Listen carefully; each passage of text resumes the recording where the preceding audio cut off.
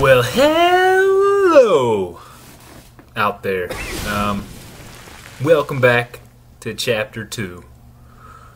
Today I'm going to be reading Chapter 2, One Legless Knight, and we're going to continue the story of Sir Aegeon.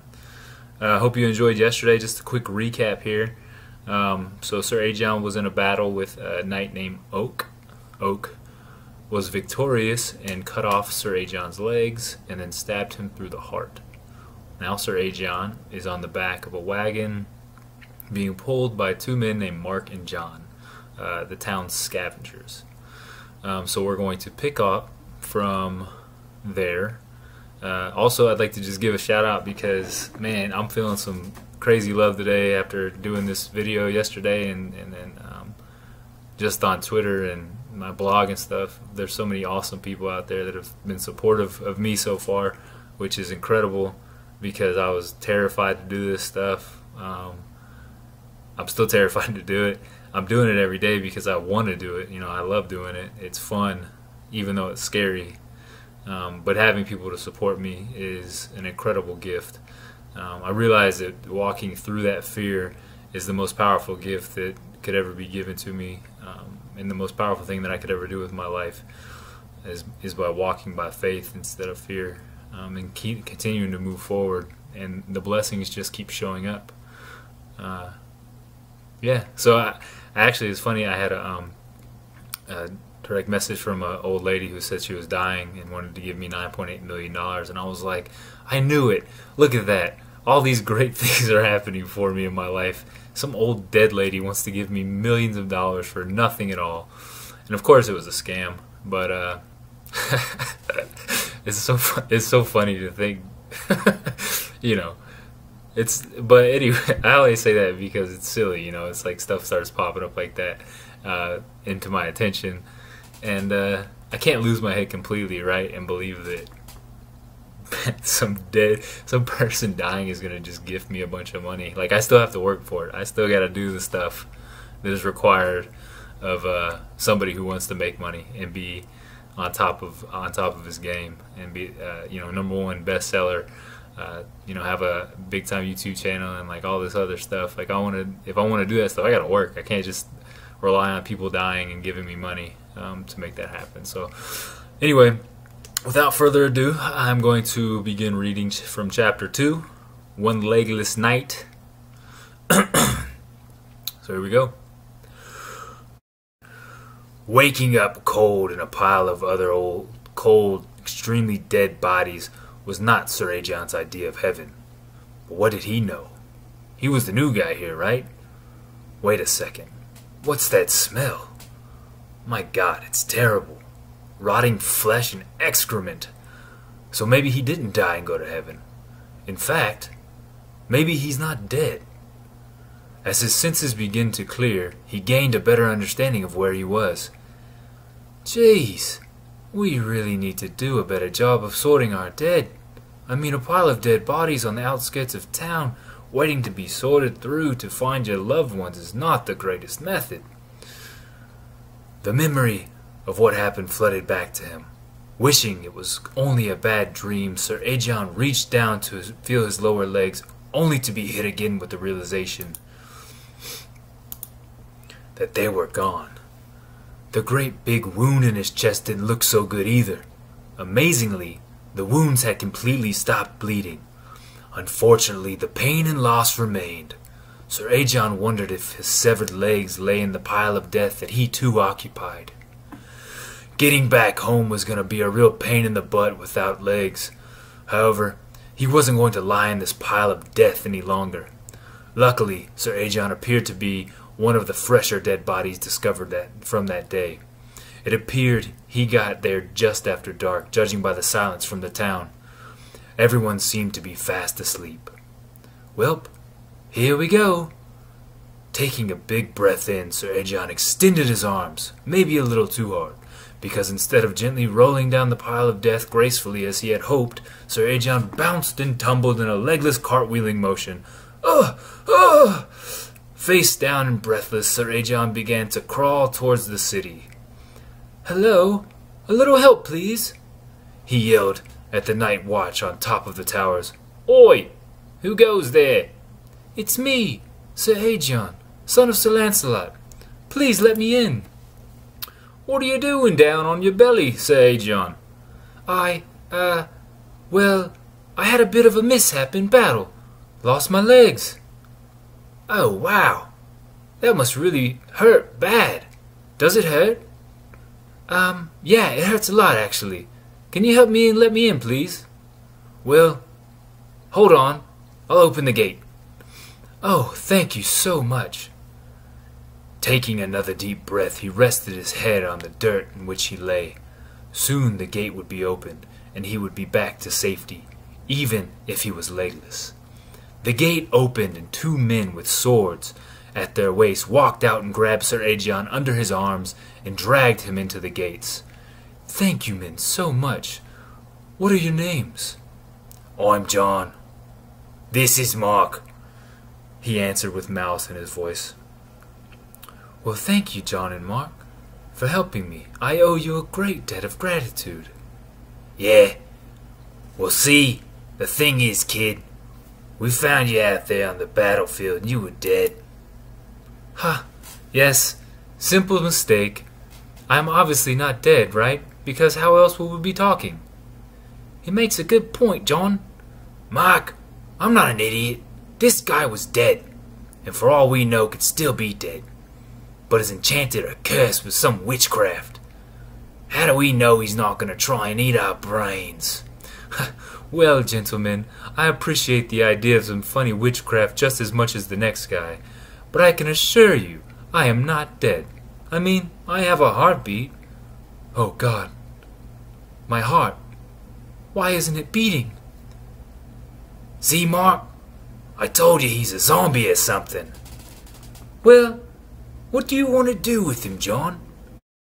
"What do you mean, do with me? Let me go home. We will get this all sorted out in the morning."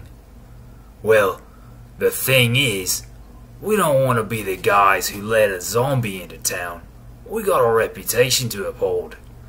Sir Aegon's mind raced as these two idiots dolted on about how to proceed with him. It appeared their best idea was to kill him. "Let's just stab him in his brain." How is it that I am still alive and able to think, but my heart has ceased its beating? As vexed as he was by his current situation, Sir Aegon had bigger problems at hand, like not getting stabbed in the brain. "All right, hold on, hold him down, Mike. I'm gonna stab him." "I don't want to hold him down, Jon. What if he bites me or something? I don't want to be a zombie like him." "Mark, you idiot. Zombies can't turn other people into zombies. Only witches can turn people into zombies. You can't believe everything you hear." "Well, how do you know that only witches can make people zombies?" "A friend told me, and he would know. He's married to a witch, I think." Ugh, these guys are idiots. Surely a great knight like Sir Aegon will not be cut down, or in this case, impaled in the brain by these dundering fools. Remember your training, Aegon. You could beat these dolts with both hands tied behind your back. Lucky for him, he had both hands, just no legs. Using their distracted indecision on witch or zombie lore, Sir Aegon launched himself off the wall he had been propped up on. With a surprising amount of strength, he sprang forward. The look of pure terror and surprise as his half-body flew eagerly towards them was hilarious. Grabbing both their skulls in either hand, he used all his strength to join their heads together. To Sir Aegon's disgusted surprise, he was much stronger than he remembered. The men's heads exploded like watermelons being flung off the castle walls. It was pretty gross. There was no time to hang around and examine how what he did was possible. Sir Aegon lifted his upper legs, and using his arms like a great gorilla, he began to run. Arms flying forward like a giant human pendulum, he catapulted his body down the town's back streets and alleyways, trying to make it back to the castle without being seen. Thankfully, it was extremely dark out, because zombie or not, he could only imagine what people would think at the sight of him. Like it or not, he looked pretty frightening. One by one, the men stumbled and fell out of the street from a nearby tavern. It must be closing time. Dang it! I will have to wait here and hope no one notices me behind this wagon or horse manure. This town is really gross. Dead bodies and animal poo. Oh, and human poo, too. He was reminded as a pail of human waste was dumped onto the ground from a window above him. He should make shoes for his hands or something. Off in the distance at the castle came a maniacal cackle. Gravely was the king's alchemist. She used to help Merlin with spellcasting during wars, but was removed by the Round Table for her, let's just say, unorthodox and dangerous behavior. However, she was undeniably talented, so the council decided to give her a safer, more solitary position. She was responsible for saving many knights on the battlefield, as well as coming up with a cure for a strange rash that spread throughout the army ranks. However, it was what she did in her downtime that was what worried those in the town most. Many felt she could not be trusted and should be exiled. But being the incompetent king that Arthur was, he gave Gravely chance after chance to redeem herself. And she would, followed by more disaster. The laughter pierced the night air. Gravely's cackle was well known not only for its ridiculous volume, but also because it was always right before or right after something terrible happened. Whenever she was questioned, she would have an excuse like, "Ow, I knitted pants for my cat, and he looks so funny in them." or, "I just saw a knight fall down some stairs in armor." to her credit, those are both very funny things. But come on, the evidence was undeniable. Having heard the witch, the men scrambled. Racing out of the street to get to their home, Sir Aegon scrambled as well, unsure of where to go. But he knew he needed to get inside, and fast. Across the street he saw an open window with a light still on. He would take his chances, praying that whoever was inside would show some sympathy for a man with no legs. Seemingly, without effort, he rocketed up the side of the house with arms that seemed superhuman. As quietly as possible, he dropped into the open window. The room smelled of lilac and daisies, and was decorated to match. A young woman sat facing her mirror, brushing her long hair, quietly humming to herself. "I hate when men just drop into my room uninvited," the woman said. "Ah, I'm sorry, my lady. I did not mean to disturb you. Today has just been a pretty rough day for me. Surely you just heard the witch's cackle? I had to seek shelter," Sir Aegon said. "Well, I do understand that witch is terribly troublesome," she replied, slowly turning around to take me in. "Wow, Sir Aegon, I had no idea. Your legs, what happened?" "How do you know me, my lady?" "Well, you are a knight, sir. All the women know of you, especially being the son of the great Sir Lancelot," she said with a smile. "Yes, well, I'm not feeling up to my father's standard tonight." "No, you do seem to be coming up a bit short tonight." "Ha ha! Oh dear, I'm sorry." She tried her best to stifle a laugh. No, it's all right. I kind of set myself up for that one. Anyway, what's your name?" "It's Margaret, my good knight. Pleased to make your acquaintance," Margaret said with a curtsy. "The pleasure is mine, I assure you, Margaret. Now, I seem to be in a bit of trouble.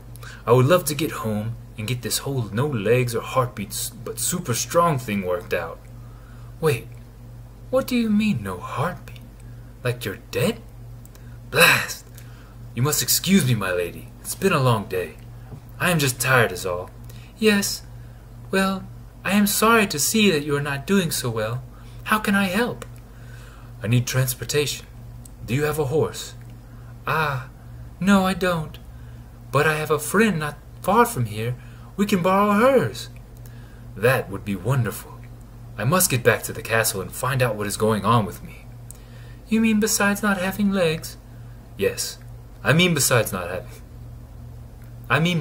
the lack of legs." "Oh, Okay, well, let's go then. So out the window they went. Sir Aegon went first to show her the way down. Margaret seemed to think it would be a good idea to use Sir Aegon's fingers as a foothold, and boom! He hit the ground. Luckily, it was not too high of a drop, and amazingly, Sir Aegon felt no pain. Come to think of it, there was no pain from where his legs had been cut off or his chest impaled. Strange, he thought, looking up at Margaret as she was falling towards him.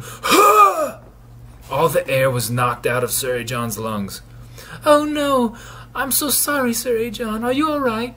Margaret asked, suddenly extremely concerned and embarrassed. Wonderful, my dear, he said, exasperated. No pain. Surely that would have hurt me before all this dying business, Sir Aegon thought to himself. Come on. My friend's home isn't far from here. We can get you home, Margaret said, standing and dusting herself off.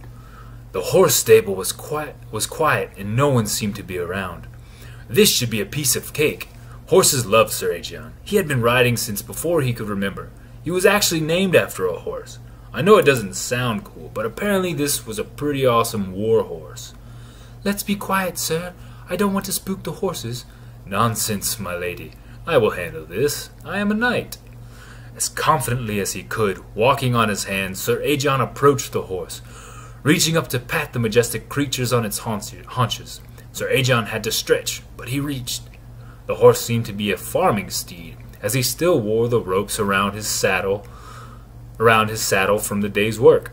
Well, whoever owns this poor thing is not treating it very well. All its work gear is still on.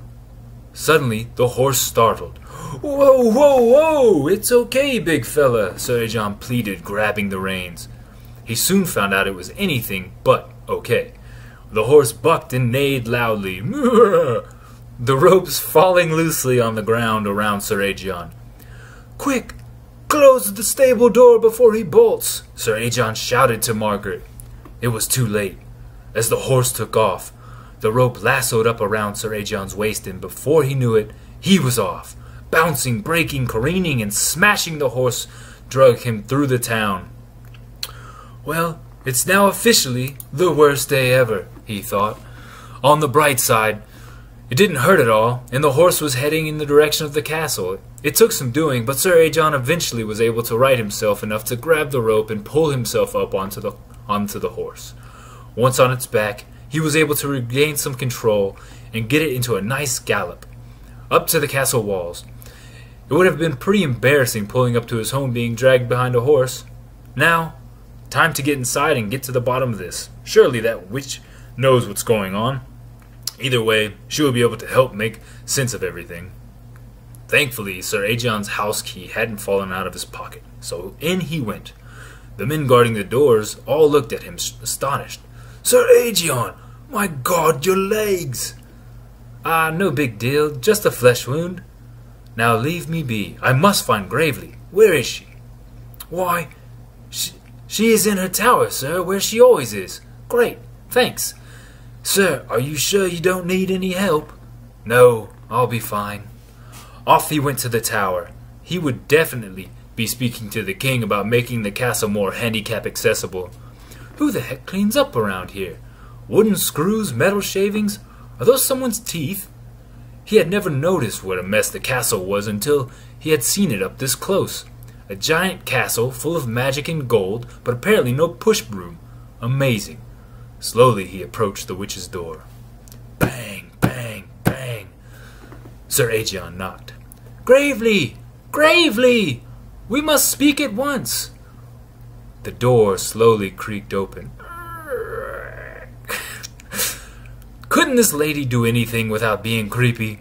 Sir Aegon was going to oil the door's hinges next time he thought of it. Not so creepy with a well-oiled door. Ah! He screamed. God, your face, Gravely. You scared my legs off. Look, they ran away.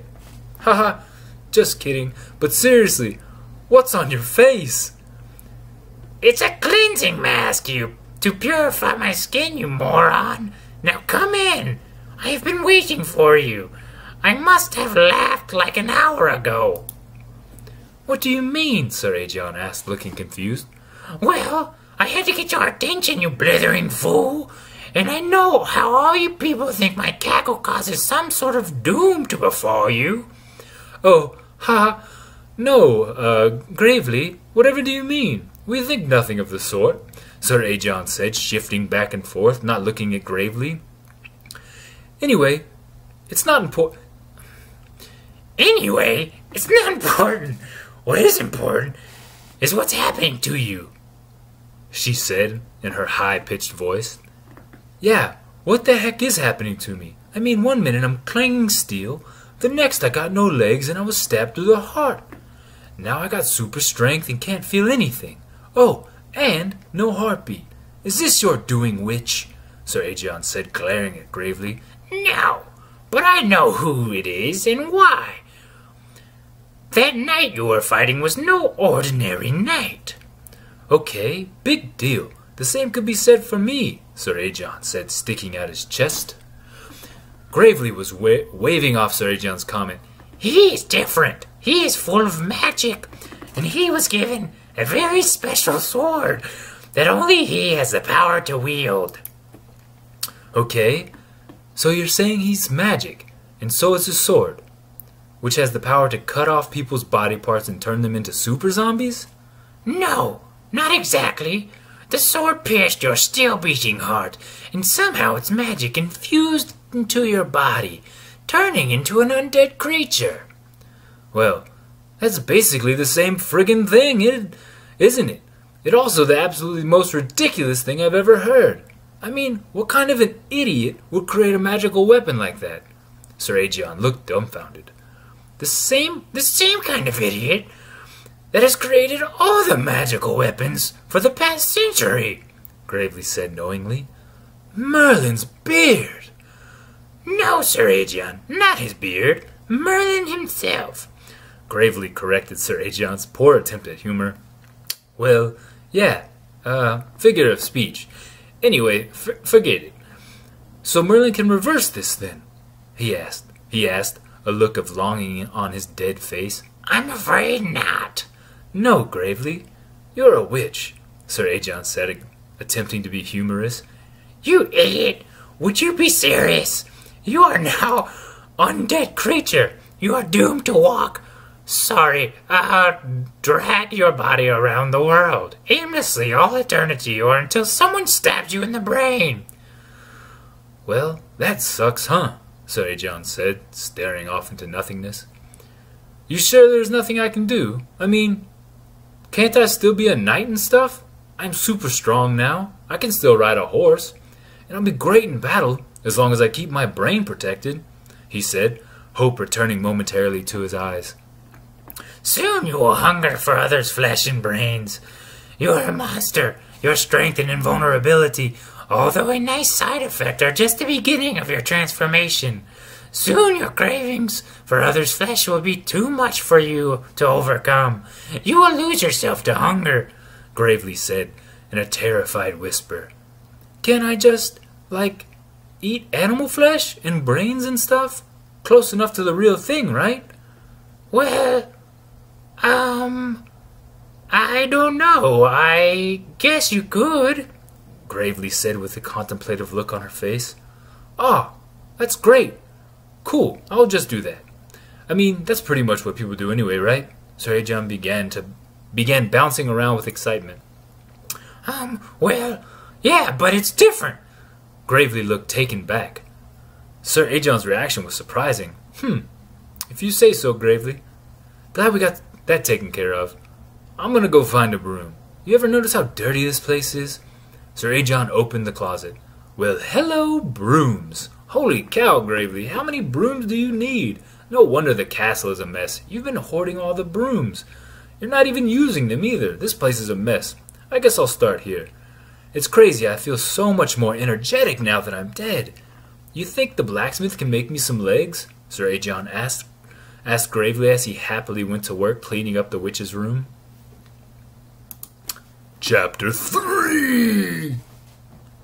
So that was chapter 2. Man, my voice hurts. Gravely's like a mix between Yoda and somebody else. I don't necessarily know what I was doing there. But it was fun for me all the same. I hope you guys enjoyed it.